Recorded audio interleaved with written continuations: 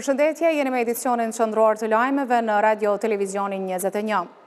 Policia e Kosovës bëri të ditur se ka iniciuar arrest penal pas kërcënimit ndaj presidentës Vjosa Osmani që ka marrë në adresën e presidencës. Policia ditë më parë ka pranuar informacionin për këtë rast duke e njoftuar prokurorin e shtetit, me që rast ka iniciuar arrest penal thuhet në njoftimin e policisë së Kosovës. Këshilltari për media i presidencës Bekim Kupina të hënën njoftoi se Osmani ishte kërcënuar me jetë ditë më parë përmes një emaili anonim.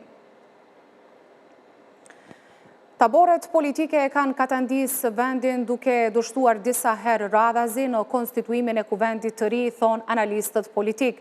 Vlerësojnë se situata aktuale është pasojë e krizës së thellë politike e shkaktuar nga eksponent të papjekur, cilët kanë dëmtuar madje edhe vlerën e votës së qytetarit. Retorika e subjekteve politike mbi ngarkuar me premtime nga më të ndryshmet dhe me kosto të larta për të fituar zgjedhjet e nëntëshkurtit, doli të jetë më shumë propagandë se sa zotim për përmbushjen e nevojave të qytetarëve, të cilët nuk hezituan të dalin në zgjedhje.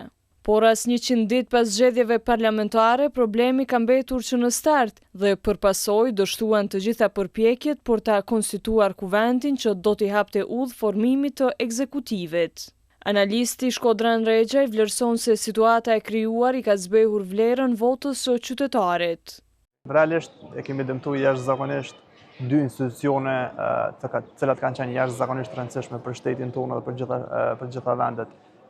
Institucionin e kryetarit të kuvendit, se si pozicion jashtëzakonisht të rëndësishëm ja kemi humbur vlerën edhe asaj se çfarë ajo përfaqëson me këto dështimet e jashtëzakonshme që kanë ndodhur, edhe që kanë qenë vështirë të parashikueshme në kalumen që kemi marrë me një situatë tillë, mirë po edhe në anën tjetër, përpos që është dëmtuar edhe imazhi komplet kuvendit të Republikës së Kosovës, është dëmtuar edhe pesha e votës së qytetarit.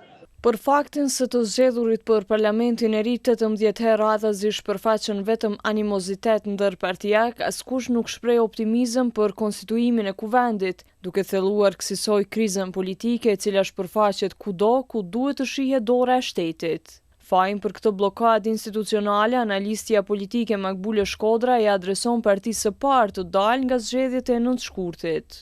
Nuk kam asnjë dyshim që gjithë kjo situatë po i shkon përshtati partisë së parë, lëvizjes vetëvendosje, sepse nga kjo të thotë ne kemi mësuar se lëvizja vetëvendosje nuk i ka votat për ta formuar qeverinë. Sikur t'i kishte votat për qeveri, patjetër se do t'i kishte votat edhe për të votuar kandidatin ose kandidatin që e ka për krye parlamentar të kuvendit të Kosovës. Pra kjo çështje më shumti pra po i konvenon vetë lëvizjes vetëvendosje. Edhe analisti tjetër politik Afrim Kasolli shprehet skeptik për një zgjidhje të mundshme teksa potencon rrezikun e rritjes së hendekut përçarës. Përfaqësuesit politik janë shkputur nga përfaqësimi i tyre dhe më tepër janë duke u përkujdesur që të bunkerizuar në brenda subjekteve të tyre politike se si ta dëmtojnë njëra tjetrën dhe se si të përfitojnë nga kjo situatë në korrist të tjetrës, por jo duke pasur guxim për t'i adresuar ato për cilën ata kanë marrë mandatin dhe për cilën qytetarët e Kosovës ja kanë dhënë besimin. Pra është një lloj shqetësimi, është një lloj reagimi kështu imediat, neveretës, një lloj pakënaqësie gjithnjë më e madhe tek qytetarët e Kosovës nga këto lojra politike që po zhvillohen tashmë u bë 18 herë episodës së serisë të dështimit të programuar politik dhe që siç thash nuk dihet deri sa do të shkojë kur do të përfundoj ky cikël tashmë i vazhdueshëm i dështimit për të krijuar organet e reja. Ajo që duhet theksuar pas 18 përpjekjeve për konstituimin e kuvendit është përplasja e dy taboreve politike rreth zgjedhjes së kryeparlamentarit të propozuar nga vetëvendosje, por të refuzuar kategorikisht nga ish subjektet opozitare. Përpos një llosjes së imazhit të vendit si brenda ashtu edhe në skenën ndërkombëtare, sjellja e partive politike në kuvend për ditë më shumë po e vë në pikpyetje edhe të ardhmen ekonomike dhe përpasoj edhe rënjen e standardit jetësor të qytetarëve. Ndalja orës politike që në përpjekjen e parë për konstituimin e kuvendit të Kosovës po lë pasoja të pariparuara në ekonominë e Kosovës, duke rënduar për ditë më shumë standardin jetësor të qytetarëve. Në këtë kuptim, ish-kryetari i Odës Ekonomike të Kosovës Safet Gërgjaliu vlerëson se Kosova do të përballet me probleme afatgjate. Ai e sheh reagimin qytetar si nevojë urgjente kundër shpërfilljes së problemeve nga politika. në aspektin intern është e pamundur të ketë reforma ekonomike në interes të zhvillimit ekonomik, mungesën e partneritetit dhe dialogut mirëfillt, mungesën e institucione kredibile, sepse të gjitha këto janë në ushtrim të detyrës, prandaj vendimarrja është rrezik për çdo kënd dhe kur s'ka vendimarrje dhe zotime për realizim dëmtohet ekonomia. Në aspektin ekstern, dëmet ekonomike janë që vërtet po pamundsohet absorbimi i mjeteve të destinuara për Kosovën, jo vetëm nga Bashkimi Evropian, po edhe donatorë të tjerë potencial. Se zvarritja e krijimit të institucioneve të reja në Kosovë për lë pasoja gjithnjë më të thella e pohon edhe njohësi i ekonomisë Lulzim Beqiri, i cili akuzon politikën për dëmtim të ekonomisë. Kjo ka më ndiku jashtëzakonisht keq sa i përket edhe investimeve kapitale, përderisa jemi pothuajse në muajin qershor, gjysma e vitit dhe të ka shku, dhe duke bazuar në metodologjinë e punës nga institucionet e Republikës Kosovës me prokurime të ndryshme, mendoj se ky vit do të jetë vit i huçur për ekonominë e Republikës Kosovës. Përveç dëmeve në ekonomi, Asociacioni i Komunave të Kosovës shpreh shqetësim se Kosova rrezikon të humbë rreth 15 milion euro nga fondet e Komisionit Evropian. Drejtori Sazan Ibrahimi thotë se ka kërkuar sqarime nga Ministria e Administrimit të Pushtetit Lokal, mirë po fatkeqësisht kjo ministri nuk ka dhënë shpjegim. Në takimin e fundit u pa që Komisioni Evropian e ka refuzuar propozimin e Ministrisë së Administrimit të Pushtetit Lokal për mjete financiare që kontribon Komisioni Evropian në këtë buxhet. Arsyet janë që Ministria e Administrimit të Pushtetit Lokal nuk i ka përmbush kriteret e kërkuara nga Bashkimi Evropian sa i përket përkrajës financiare. Dhe këto mjete financiare janë deri në 15 milion euro, dhe këto kanë qenë të zotuara këto mjete për vitin 2025, 2026, 2027 në kuadër të fondeve IPA. Kjo tregon që Ministria e Administrimit të Pushtetit Lokal nuk është e përgjithshme dhe nuk është fare transparente ndaj komunave. Lidhur me këtë çështje, Ministria e Administrimit të Pushtetit Lokal nuk ka kthyer asnjë përgjigje për interesim të Radio-Televizionit 21. Negocimi i marrëveshjes së Kosovës me Bashkimin Evropian në kuadër të planit të rritjes për Ballkanin Perëndimor nuk mund të kthehet në pikën 0 përkundër vonesave për ratifikimin e saj në parlament, thonë qeverinë në detyrë. Në anën tjetër, në Bashkimin Evropian deklarojnë se po presin ratifikimin e marrëveshjes në kuvendin e Kosovës në mënyrë që të disbursojnë mjetët e parafinancimit prej 61 milion eurosh. Mos konstituimi i kuvendit të Kosovës e ka bërë të pamundur disbursimin e mjeteve të parafinancimit për Kosovën, pasi ky proces është ndërlidhur me miratimin e dy marrëveshjeve ndërkombëtare. Vonesat në marrjen e këtyre mjeteve, sipas Krisman Kadiut, këshilltar i zëvendës kryeministrit në detyrë Besnik Bislimi, po ndodhin si pasojë e bllokimit nga opozita të rrugës për formimin e institucioneve, e cila, siç thot ai, ka një dëm të dukshëm për marrjen e fondeve dhe avancimin e reformave të integrimit evropian.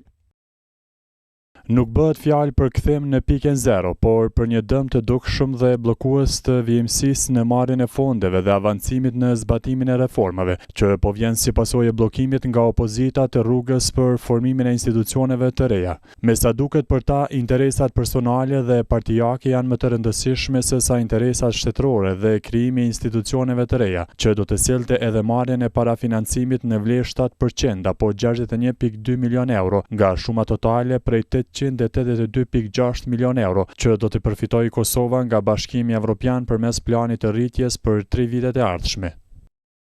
Bashkimi Evropian nuk ka treguar nëse vonesa nga ana e Kosovës për ratifikimin e marrëveshjes për planin e rritjes mund ta rikthejë këtë proces në pikën 0. Megjithatë, zëdhënësia e BE-s Anita Hipër ka deklaruar se në rastin e Kosovës tashmë janë në fazën përfundimtare të hapave procedural.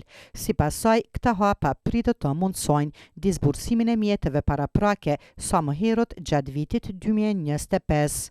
Komisioni e ka vlerësuar agjendën e reformës dhe ka konkluduar se ajo është në përputhje me objektivat dhe kërkesat e mekanizmit për reforma dhe rritje. Agjenda e reformës u miratua më 23 tetor 2024 përmes një vendimi zbatues të komisionit pas një opinioni pozitiv nga shtetet anëtare.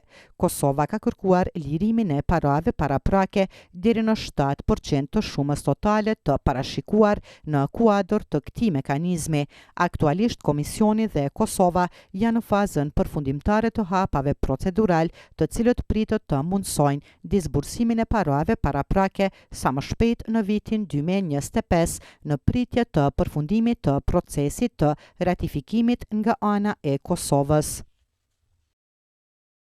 Për shkak të kësaj situate, por edhe nevojave të brendshme, sipas analistit politik Dorajet Imeri, themelimi i institucioneve të reja pas zgjedhjeve të nënshkurtit është urgjencë.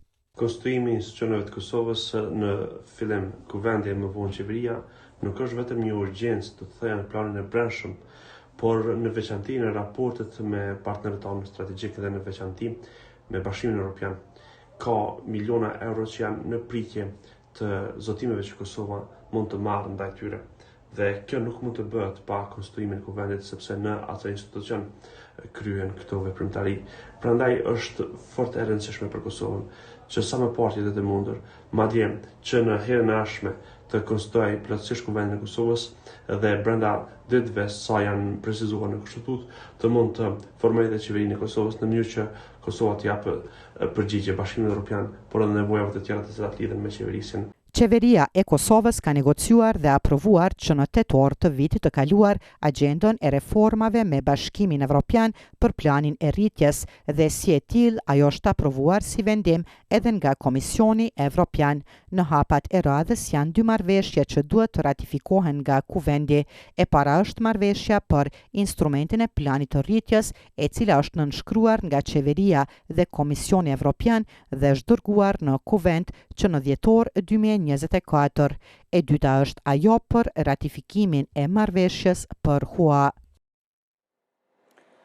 Shefja e politikës së jashtme të Bashkimit Evropian Kaja Kallas gjatë kësaj jave do ta vizitoj Kosovën dhe Serbinë për të shtyrë përpara dialogun e Brukselit. Analistët vlerësojnë se zonja Kallas vjen në Kosovë në një kohë të papërshtatshme, shkaku i zvarritjes së formimit të institucioneve të reja.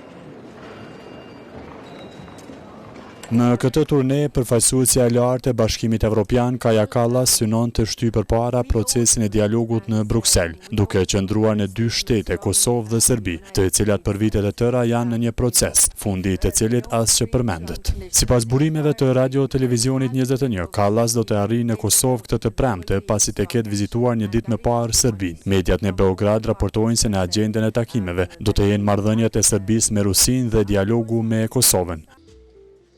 Këtë vizit Kallas e kishte paralajmëruar gjatë samitit të Komitetit Politik Evropian në Tiranë, ku deklaroi se po kërkon dinamik në proces të dialogut të Brukselit.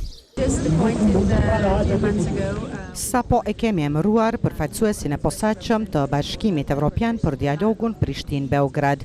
Ne presim normalizimin e marrëdhënieve. Brukseli zyrtar ndërkaq ende nuk e ka bërë të ditur agjendën e vizitës së Kallasit dhe takimeve që do të ketë në Kosovë dhe në Serbi. As nga qeveria në detyrë e Kosovës nuk kanë treguar nëse do të ketë takime me shefin e diplomacisë evropiane, kurse presidenti Osmani takoi zonjën Kallas në margjinat e samitit në Tiranë, për shkak se nuk do të jetë në Kosovë pasi gjatë kësaj jave presidentja do të vizitoj Zvicrën. Analisti politik Lutfi Bilali vlerëson se vizita e shefes së diplomacisë evropiane në Kosovë, Kaja Kallas, ka një rëndësi të madhe për shkak të zhvillimeve të brendshme politike dhe në proces të dialogut me Serbinë. Kallas me vizitën e saj në Prishtinë do të ketë dy pika kryesore. E para, të merr informacionet rreth asaj dhe të ketë një sugjerim për formim të institucioneve të Kosovës, të cilat kanë rënë në gjërç të çuditshëm.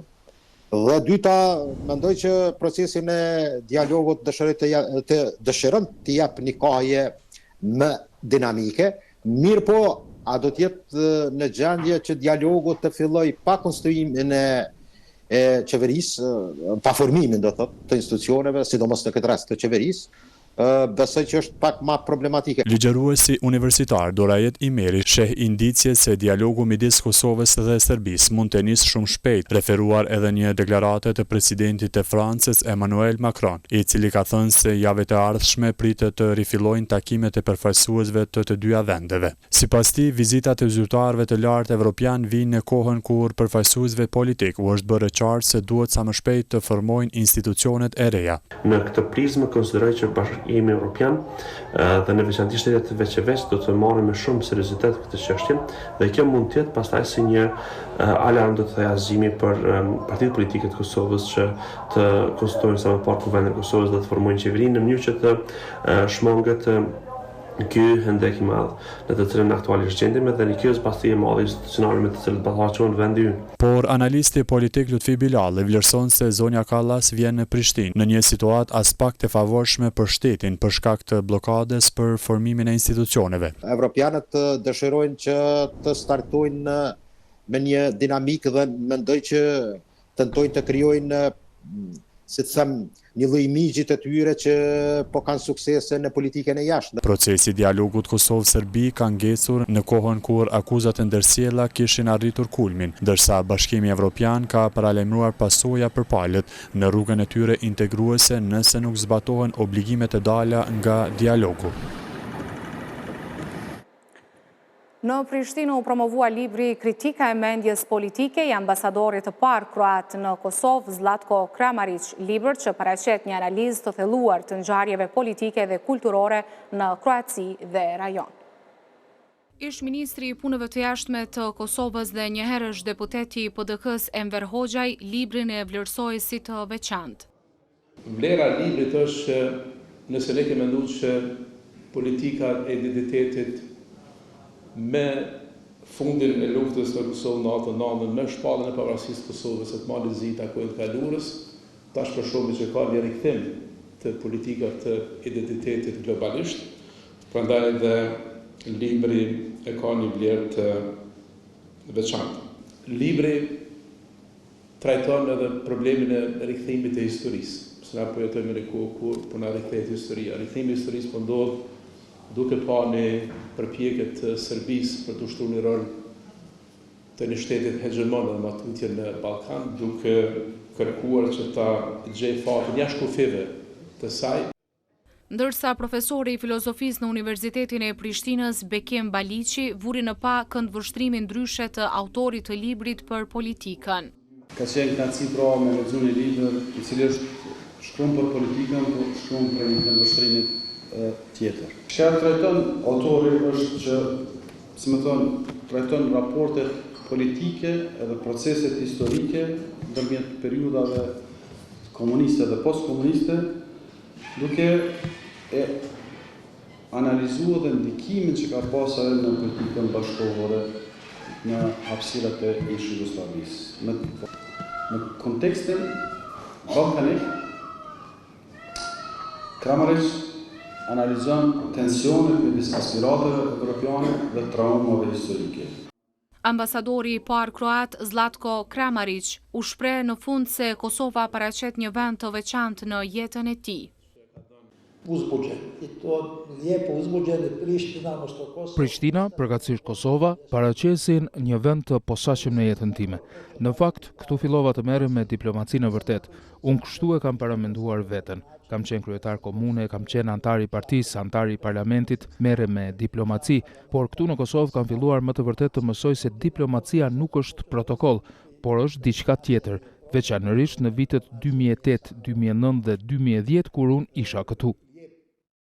Zlatko Kramarić është personalitet i njohur në jetën akademike dhe politike të Kroacisë me përvojë të gjatë diplomatike, përfshirë edhe shërbimin si ambasador i parë i Kroacisë në Kosovë. Është autori i shumë botimeve të rëndësishme dhe fitues i çmimit prestigjos Zvane Crnja për veprën Klasa Kroate.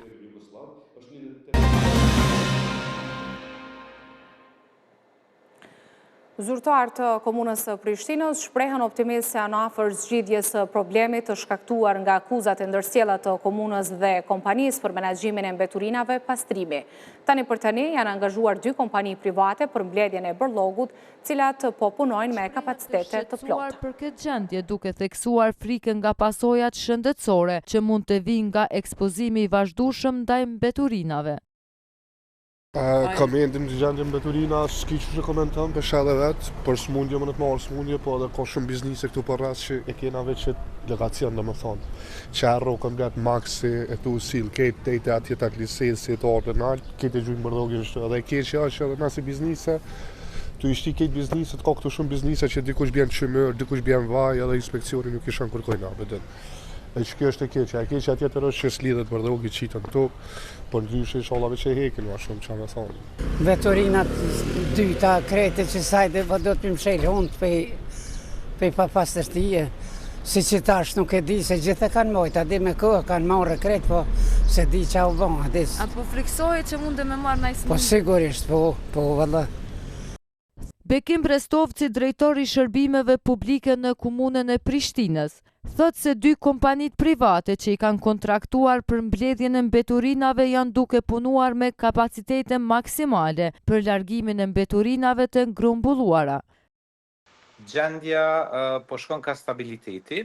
Ne i kemi kontraktuar tani me 2 kompani private dhe ka ndodhur për herë të parë në Kosovë që në të njëjtën ditë kur kontraktohen kompanitë të dalin në të njëjtën ditë në teren dhe të bëjnë përpjekjet maksimale për ta krijuar një stabilitet në menaxhim mbeturinave në një kohë rekorde dhe sa më shpejt. Fatkeqësisht me krejt procesin jemi një javë mbrapa sa i përket shërbimit derë më derë. Kemi filluar që nga dje ta kthejmë ritmin e orarit që ka qenë para pam për këtë shërbim derë më derë në shtëpitë individuale dhe po them për atë do na duhet kohë deri të shtunën deri të jemi në çdo pikë sipas orarit të planifikuar. Pas përkëtësimit të gjendjes me mbeturina në Prishtinë ka reaguar edhe Instituti Kombëtar i Shëndetësisë Publike të Kosovës, duke theksuar se menaxhimi i duhur i mbeturinave urbane është thelbësor për ruajtjen e një ambienti të pastër dhe për mbrojtjen e shëndetit të qytetarëve. Kjo situatë krijon kushte të favorshme për zhvillimin e baktereve, parazitëve dhe insekteve, duke rritur rrezikun për përhapjen e sëmundjeve infektive si dizentaria, hepatiti A, kolera dhe infeksionet e traktatit respirator. Në aspektin mjedisor, mbeturinat kontribuojnë në ndotjen e tokës, ujrave dhe ajrit, duke dëmtuar ekosistemet dhe biodiverzitetin. Ministria e Kulturës, Rinisë dhe Sportit që drejtohet nga Herullat Qeku e ka arsyetuar emrimin e anëtarëve të Këshillit Drejtues të Teatrit Kombëtar. Arsyetimi nga Ministria e Kulturës është dhënë për kompetencat ligjore që ka një ministër në detyrë për të bërë emrime të tilla, ndërsa njohës së ligjit vendimin e quajtën jo legjitim.